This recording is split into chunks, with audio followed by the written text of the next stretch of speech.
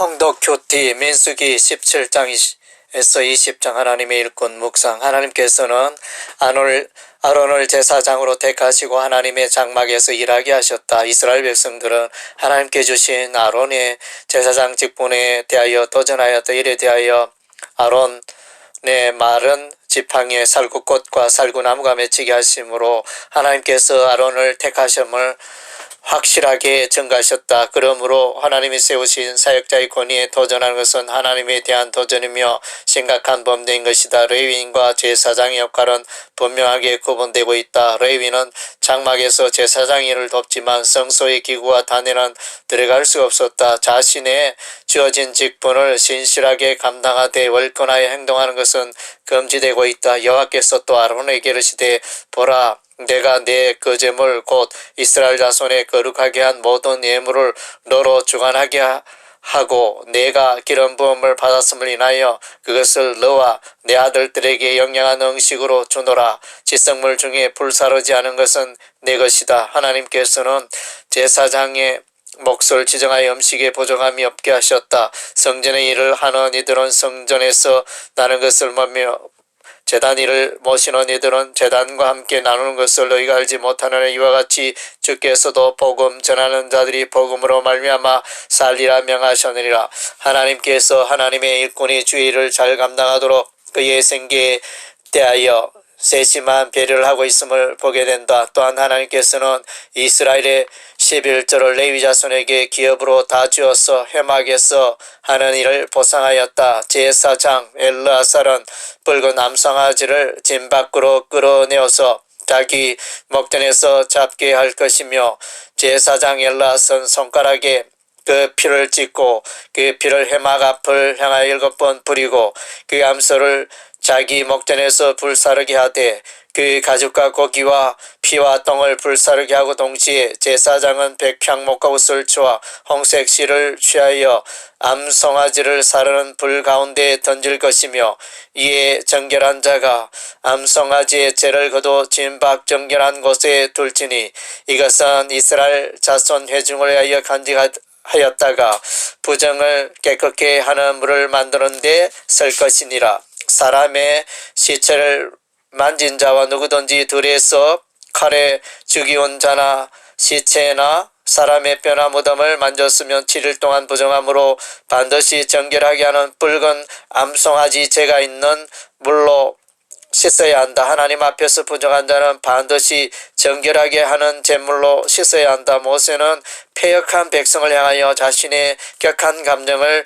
절제하지 못하고 하나님의 명령대로 반석을 명하여 물을 내지 않고 지팡이로 반석을 2번 두드렸다. 이것에 대하여 하나님께서는 모세가 나를 믿지 아니하고 나의 거룩함을 나타내지 아니하였다고 하셨다. 하나님의 일꾼은 자신의 감정대로 하나님의 일을 처리해서는 안 되며 반드시 하나님께서 명령하신 그대로 순종하여야 하나님의 영광을 드러낼 수가 있는 것이다.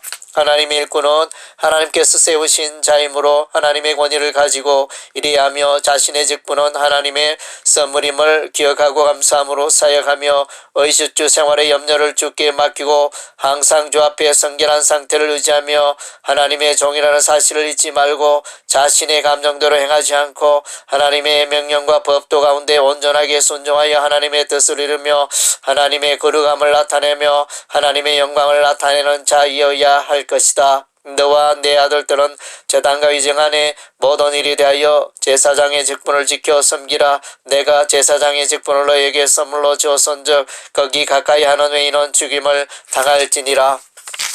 통독 큐티 민수기 21장에서 25장 이스라엘의 승리 묵상. 이스라엘 백성이 호로산에서 진행하여 홍해 길로 좋다 에돔 땅을 둘러 행하려 하였다. 길로 하여 백성의 마음이 상하니라. 그 백성이 하나님과 모세를 향하여 원망하며 여호와께서 불뱀들을 백성 중에 보내어 이스라엘 백성들을 물게 하심으로 죽은 자가 많은지라. 모세가 백성들을 위하여 기도하며 여호와께서 모세에게 이르시되 불뱀을 만들어 장대 위에 달라 물린 자마다 그것을 보면 살리라. 모세가 놋뱀을 만들어 장대 위에 다니 뱀에게 물린 자마다 놋뱀을 쳐다본 적 살더라. 장대 위에 놋뱀을 쳐다본 자는 다 살게 되는 원리는 곧 십자가에 써 매달리신 그리스도를 믿음의 눈으로 바라보는 자는 다 영생을 선물로 얻게 되는 원리를 예시하고 있는 것이다. 불뱀에 물려 죽어가던 자들이 바라봤던 장대 위의 높이면 십자가에 매달리신 그리스도를 예표하고 있는 것이다. 모세가 광야에서 뱀을 등것같이 인자도 들려야 하리니는 저를 믿는 자마다 영생을 얻게 하려 하심이니라. 모세가 전한 하나님의 말씀에 의지하여 장대 위의 높임을 바라본 자는 적시로 생명을 얻고 통해서 떠나 주의 기쁨을 누리게 된다. 모압 왕 시볼의 아들 발락은 이스라엘을 저주하여 물리치기를 원하여 사신을 보내어 부들이 있는 볼의 아들 발람을 초청하게 된다. 그러나 발람에게 하나님의 영이 임하여 그가 입을 열 때마다 이스라엘을 축복하며 승리를 노래하게 된다. 발람은 바알의 산당에서 이스라엘의 번성을 예언하였다. 야곱의 티끌을 네 능히 계산하며 이스라엘 4분의 1을 네 능히 계수할고 그리고 그는 비스가 꼭대기에서 이스라엘의 승리를 예언하였다. 야곱을 해할 사슬이 없고 이스라엘을 해할 복술이 없도다. 이 백성이 암사자같이 일어나고 수사자같이 일어나 숨긴 것을 먹으며 적인 피를 마시기 전에는 눕지 아니하리로다. 그리고 볼산 꼭대기에서 이스라엘 나라의 진행을 예언하였다. 이스라엘여 내 거처가 그리 아름다운고 그 벌어짐이 골짜기 같고 강가의 동산 같으며 여호와의 심으신 침향목들 같고 물가의 백향목들 같도다. 그 통에서는 물이 넘치겠고 그 종자는 많은 물가에 있으리로다. 그 왕이 아각보다 높으니 그 나라가 진흥하리로다. 그리고 그는 마지막으로 모압과 에돔과 아말렉을 정복하게 될 이스라엘 왕의 출현을 예언하였다. 내가 그를 봐도 이때의 일이 아니며 내가 그를 바라봐도 가까운 일이 아니로다. 한 별이 야곱에게서 나오며 한 호울이 이스라엘에게서 일어나서 모압을 이편에서 저편까지 쳐서 파하고 또 소동하는 자식들을 다 멸하리다. 그 원수에 더면 그들의 산업이 되며 그 원수 세일도 그들의 산업이 되고 그 동시에 이스라엘은 용감히 행동하리로다. 이스라엘이 시딤에서 모압 여자들과 맹하니라. 그 여자들이 그 신들에게 제사할 때 백성을 청하여 백성이 먹고 그들의 신들에게 절함으로 이스라엘이 바알볼에게 부속된지라. 여호와께서 이스라엘에게 진노하시니 연병으로 죽은 자가 24,000명이었더라. 불의의 삭슬 사랑하는 발람의 술수에 하여 이스라엘은 우상 숭배의 덫에 빠지게 된다. 이 죄악의 일에 시몬 지파의 족장 시므리가 앞장선다.